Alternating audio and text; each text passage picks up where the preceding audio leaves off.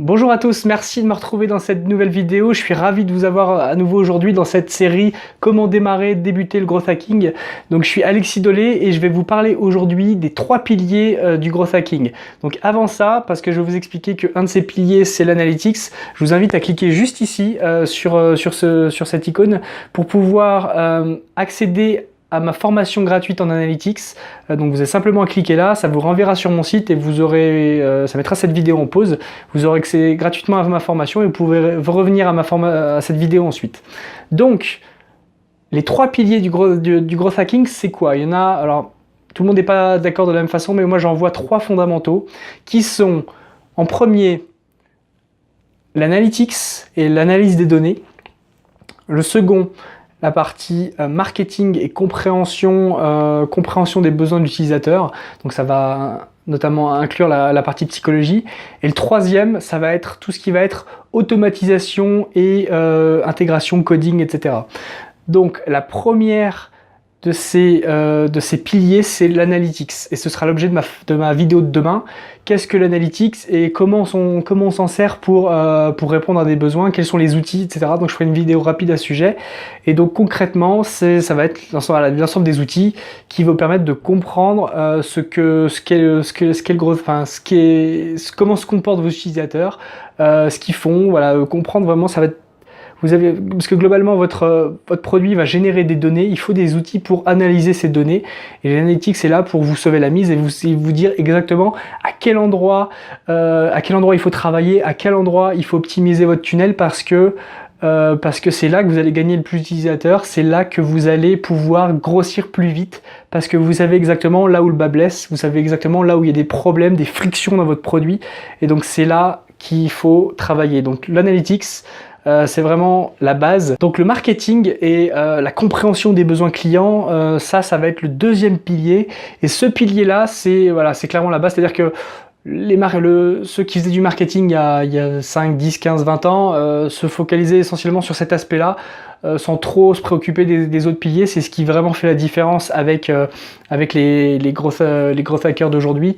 Et donc ça va être tout simplement la compréhension du besoin de l'utilisateur, pourquoi il est là, qui il est, quels sont ses problèmes, quelle solution il a quelle est la solution dont il a besoin. Toutes ces choses-là, ça va être regroupé dans cette partie-là, et également toute la partie créativité, c'est-à-dire comment on résout ce problème-là, comment on lui présente la solution, etc. pour interagir avec lui, etc. Donc c'est la partie communication également, et tout ce qui va être également la partie psychologie pour essayer de lever les freins, comprendre les objections, une fois qu'on a les objections, comment on les lève avec ces différents aspects-là. Donc toutes ces choses-là vont être regroupées dans ce pilier-là. Et le troisième pilier, ça va être la partie automatisation, code, etc.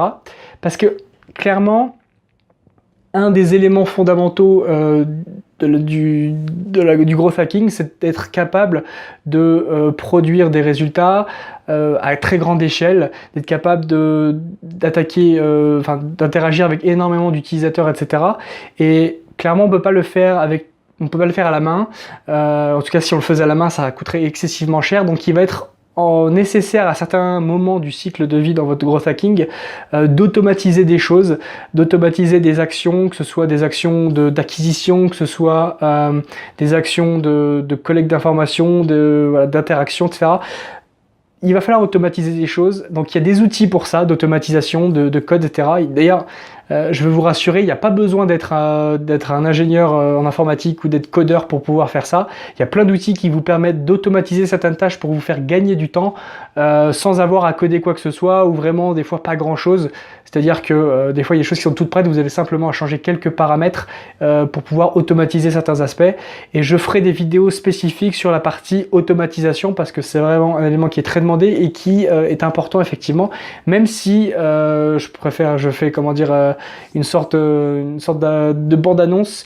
L'automatisation, c'est génial quand vous savez que l'action que vous menez, elle apporte de la valeur. C'est-à-dire que automatiser quelque chose qui sert à rien, on peut imaginer que ça sert à rien. Donc si vous savez quelque chose si en le répétant vous allez gagner de la valeur, et ben les outils d'automatisation serviront à ça, et ce sera donc l'objet de prochaines vidéos à ce sujet-là. Donc voilà, aujourd'hui je vous ai présenté les 3 piliers du growth hacking.